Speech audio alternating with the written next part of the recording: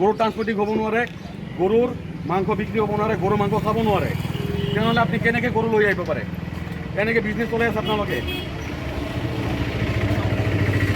আপোনাৰ নাম কি? আপোনাৰ নাম কি কৈছে? মুবাৰক মিয়া। এই চাওক, এইজন হ'ল মুবাৰক মিয়া। এইজন জেহাদীয়ে গৰু বিজনেছ চলাই আছে। আজি 15 দিন ধৰি তেওঁ নিজে স্বীকাৰোক্তি দিছে, 15 দিন ধৰি গৰু বিজনেছ চলাই আছে। আৰু গৰু বিজনেছত কোনো বৈধ ডকুমেণ্টছ নাই, কোনো ডকুমেণ্টছ নাই তেওঁলোকৰ। আৰু এতিয়া কৈছে গাঁওবুঢ়া ডকুমেণ্টছ, গাঁওবুঢ়াৰ নাম ক'ব নোৱাৰে, এই মালিকৰ পৰা গৰু দিছে, মালিকৰ নাম ক'ব নোৱাৰে। হয়, আমি ৰাষ্ট্ৰীয় বজৰং দলে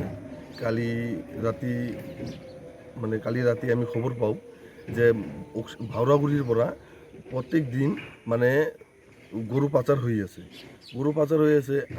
আমি জানামতে চৰকাৰে কৈছে যে গৰু বিজনেছটো বন্ধ আৰু গৰু মাংসটো নিষিদ্ধ কৰিছে।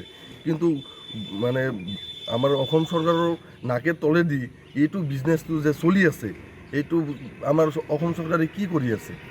এইটোতো আমি ভাবোঁ যে বন্ধ হৈছে, এইটোতো বন্ধ হোৱা নাই, বহুত দিন ধৰি চলিয়ে আছে। আমি অসম চৰকাৰৰ তাতে কওঁ যে এইটো যাতে সোনকালে বন্ধ হয়, আপুনি অসম চৰকাৰে যাতে তদন্ত লয়, কঠোৰভাৱে তদন্ত লয়। আৰু আমি ভাওৰাগুৰিৰ কালি ৰাতি ৰাষ্ট্ৰীয় বজৰং দলে কালি ৰাতিৰ পৰা মানে দুটা তিনিটা গাড়ী অহা কথা আছিল, এটা গাড়ী আমি ধৰছোঁ আৰু দুটা গাড়ী পলাইছে। তো গৰুৰ ভিতৰত মানে গাড়ীৰ ভিতৰত আছে সাতটা গৰু। যিকোনো খবৰৰ বাবে যোগাযোগ কৰক 7099017330 লগতে 7099017110 নম্বৰত।